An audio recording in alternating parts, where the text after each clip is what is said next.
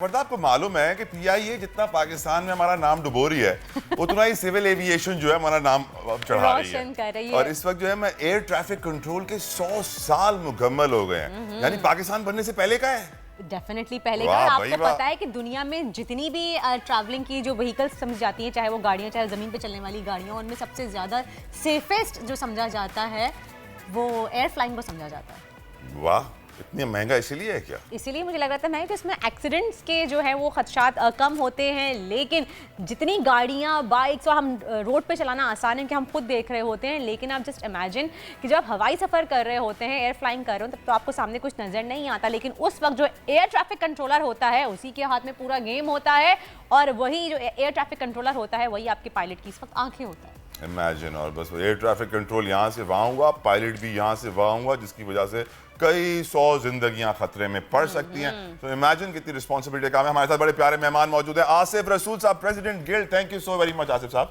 आप आए हमारे शो पे। कितनी बड़ी अचीवमेंट है 100 साल का मुकम्मल होना, क्रेडिट आप किसको देंगे? सबसे पहले तो thank you very much that you invited us here और हमें ये मौका दिया that we can speak about talk about our unsung heroes of the society. ये ऐसे लोग हैं एयर ट्रैफिक कंट्रोलर्स, हम बिहाइंड द कर्टन्स काम करते हैं। सही। और अमूमन ऐसा आपने सुना होगा ना कि पायलट की कमाल महारत से एक इंसिडेंट बच गया। जी जी। तो कभी कंट्रोलर भी बहुत कमाल महारत रोज़ाना करते हैं। सही। लेकिन उनकी कमाल महारत कभी भी अप्रिशिएट नहीं की जाती because they play the role behind the curtains. अच्छा, ये जो इवेंट है बेसिकली जब एयरक्राफ्ट दुनिया में इन्वेंट हुए अबाउट इसको कोई 120 साल हो गए। ठीक। In the early 19th century में जब ये इन्वेंट हुई इसकी इन्वेंशन, तो शुरू में तो एयरक्राफ्ट जो है on their own they fly, but in 1916 there was a major air crash of collision of 2 aircrafts in France. तो फिर दुनिया ने सोचा कि नहीं, there must be something to control these machines, और दे एस्टैब्लिश द रूल्स। उसके लिए उन्होंने कवानीन बनाए, and the first control tower was established in 1922 at Croydon, which is very near, close to the London, UK में, United kingdom में Croydon south east of London है एक शहर, वहाँ पे पहला एक कंट्रोल टावर बना। तो it is 2022 that we have completed 100 years। अब पाकिस्तान तो खैर हमारे पास जब पाकिस्तान बना, पाकिस्तान का पहला कंट्रोल टावर कराची में एक बना हुआ, एक वॉल्टन में। अंग्रेजों ने बनाया था? ये अंग्रेजों के दौर का अंग्रेजों ने बनाया वही बनाया, उसके बाद हमने भी कुछ बनाया, थोड़ा हमने उसको रेनोवेट कर लिया। लेकिन लाहौर में हमने, और इस्लामाबाद का हमारा जो कंट्रोल टावर है वो तो अभी न्यू एयरपोर्ट के साथ जो बना है, बड़ा यू कैन से कि बहुत ही ज़बरदस्त शाहकार है, मतलब जो मॉडर्नाइज्ड। अनसंग हीरोज कौन है, क्रेडिट किसको दे रहे हैं आप?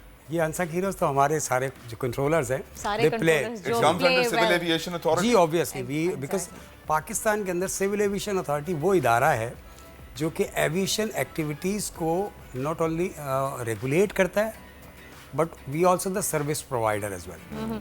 मतलब हम दोनों रोल प्ले करते हैं। जहाँ पे हम कहते हैं कि पीआईए जो है वो इस वक्त इतनी बुरे दौर से गुजर रही है, जहाँ जैसे आपने कहा कि नाम डुबो रही, लेकिन पीआईए ही एक वक्त था कि हमारे पायलट जाके वहाँ पे उन्होंने एमिरेट्स को ट्रेनिंग दी थी, और हमारे सिविल एविएशन स्टाफ गया था जिन्होंने बाकायदा पूरी एमिरेट्स के लोगों को ट्रेनिंग दी थी। और फिर अब हम देख रहे हैं कि एमिरेट्स किस तरह से उभर के आई हो, किस तरह से काम कर रहे हैं। करना चाह रही हैं आप? ऑफ कोर्स, हमें अपने मुल्क के बारे में हमेशा बुराई नहीं, हमें अच्छाई बतानी चाहिए कि हम इतने बड़े लेवल पे काम कर रहे थे कि आप सोचें, आज कोई सोच सकता है कि हम एमिरेट्स को जाके ट्रेनिंग देके आए होंगे। रसूल साहब, मुझे ये सिविल कर रहे थे, आए होंगे इसलिए मैंने कहा, रसूल साहब कि सिविल एविएशन अथॉरिटी जो होती है, जो ये एयर ट्रैफिक कंट्रोलर के काम करती है, किस तरह से ऑपरेट करती है, इनकी ट्रेनिंग किस तरह से अलग से पूरी होती है? या कि हमें तो रोड पर नजर आ रहा होता है, हम चल रहे होते हैं, लेकिन वहाँ पर तो आपको कुछ नजर ही नहीं आ रहा होता, रडार के थ्रू आप सब कुछ कंट्रोल कर रहे होते, तो कितना मुश्किल होता है एक कंट्रोलर के लिए? बिल्कुल, ये समझें कि ये इतना ऐसा नहीं है कि मैं आज एक मार्केट में से एक एयर ट्रैफिक कंट्रोलर को इंडक्ट कर लूँ और कल उससे कंट्रोलिंग करा लूँ। मिनिमम डिकेड कम से कम लगते हैं कंट्रोलर को। ये लाइसेंसिंग एक प्रोसीजर है, एक इंडक्ट करते हैं हम ग्रेजुएट, उसको 10 महीने की हमारा सिविल एविएशन ट्रेनिंग इंस्टीट्यूट है जहाँ पे हमें ट्रेनिंग कराते हैं। 10 महीने की ट्रेनिंग के बाद वहाँ पे ट्रेनिंग में हम उसको पहले थ्योरीज पढ़ाते हैं सारे, इसके कवानीन क्या है, कैसे जहाज़ को किस तरह सेपरेट करना होगा, उस जहाज़ की परफॉर्मेंस क्या होगी, ये सब चीज़ें जब उसको हम पढ़ा देते हैं, उसके बाद उस ड्यूरिंग दिस ट्रेनिंग हम उसको एक सिमुलेटर्स होते हैं, जिस सिमुलेटर्स में हम क्या करते हैं, सिमुलेट करते हैं वो सारी ट्रैफिक कंट्रोलिंग, चाहे वो रेडार बेस्ड है, चाहे वो पायलट्स के लिए अब सिमुलेटर्स जी, अब तो सबके सिमुलेटर आ गए। तो इसके भी अभी हमने सिमुलेटर लगाया जो कि one of the most advance simulator. और कभी आपका मौका मिले तो आप आइएगा। मैं आपको जानने वाले डिप्टी डीजी नादिर डार साहब हैं सिविल एविएशन जी में। जी जी जी जी मैं मुझे सोचता था, उनसे पूछता भी था कि आखिर सिविल एविएशन माशाल्लाह से इतनी तरक्की कर रहा है, तो यकीनन आपके कोई गोल्स होंगे, कोई टारगेट्स होंगे कि यार हमने सिविल एविएशन को यहाँ तक लेके जाना है। आपकी नज़र में कहाँ जा रहा है civil aviation next? Civil aviation हमारी डायरेक्शन अच्छी है, मैनेजमेंट हमारी बड़ी डिटर्मिन है। और नादिर भाई एक्टिव हैं? हाँ, नादिर भाई बिल्कुल, Nadir sahab is really an important is playing important role. वो रेगुलेटरी के डिप्टी डायरेक्टर जनरल है हमारे, जो रेगुलेटरी जितने भी रेगुलेशन जो हमारे कानून बनते हैं ना, मैंने कहा कि we are not only the service provider, we are the regulator as well. तो रेगुलेटरी के काम क्या है कि वो कानून बनाती है और सर्विस प्रोवाइडर उन कानून के तहत वो सर्विसेज प्रोवाइड करते हैं। तो world wide Pakistani civil aviation को आप कहाँ देखते हैं इस वक्त? एक्चुअल में ये एक ऐसा सिस्टम है कि we can not lag behind, हम पीछे रह ही नहीं सकते, अप टू डेट रहना है। एक्चुअल में आपने अप टू डेट रहना है। और ये सारे जितनी भी दुनिया के कंट्रोलर्स हैं ना, ये पूरा एक किस्म से एक फैमिली है।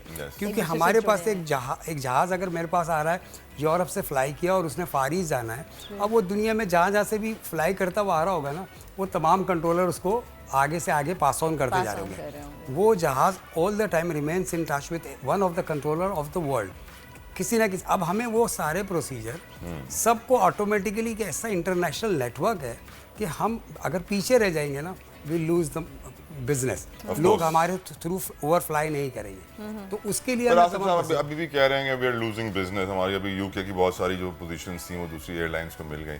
Are we losing business? नहीं, एक्चुअल में होता क्या है, एज एन एविएटर मेरे लिए एविएशन मुझे तो लॉस नहीं, क्योंकि पैसेंजर्स तो पीआई में, क्योंकि वो जो अब देखें ना, एमिरेट्स हमारे यहाँ डेली 5 फ्लाइट्स कराची से ऑपरेट करती है, वो पैसेंजर लेके जा रही है। हर फ्लाइट में अगर वो 350 पैसेंजर्स हैं ना, तो 300 पैसेंजर्स वो हैं जो कि यूरोप के कनेक्टेड है।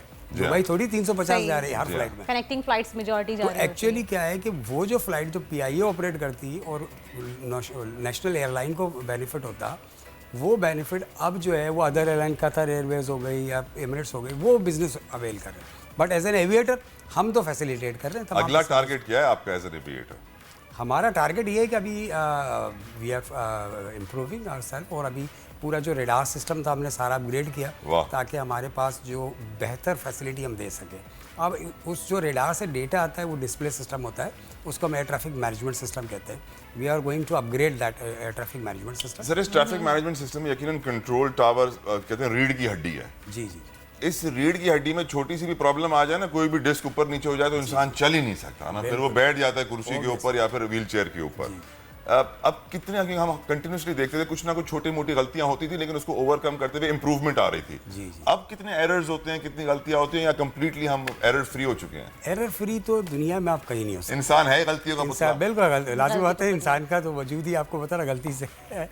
तो लेकिन एक्चुअली हमारे यहाँ इतने ज़्यादा सेफ्टी नेट्स जो लगे हुए हैं ना, सेफ्टी नेट्स का काम क्या है कि गलती एक जगह पे होगी ना तो एक दूसरे जैसे ही दूसरे फेज पे जाएगी पकड़ी जाएगी। तो हम देखें, गलती को कम से कम करने का बेहतरीन वे ये है कि आप अपने सेफ्टी नेट्स बढ़ा दें। सही। तो सेफ्टी नेट्स के लिए अब जो new air traffic management system आ रहा है, इसके अंदर इतने अलर्ट्स, अलार्म्स, कई गलती अगर आपसे होगी ना तो पहले से आपको अलार्म्स मिल जाएंगे, अलर्ट्स मिल जाएंगे। ये क्या, वो सेफ्टी नेट्स हैं। तो हम यही कर रहे हैं कि ये पॉसिबल नहीं, ह्यूमन फैक्टर पूरी दुनिया के अंदर लोग कहते हैं you can not avoid it, but you can reduce it. तो है नहीं ना, ह्यूमन एरर तो लाजमी सी बात है।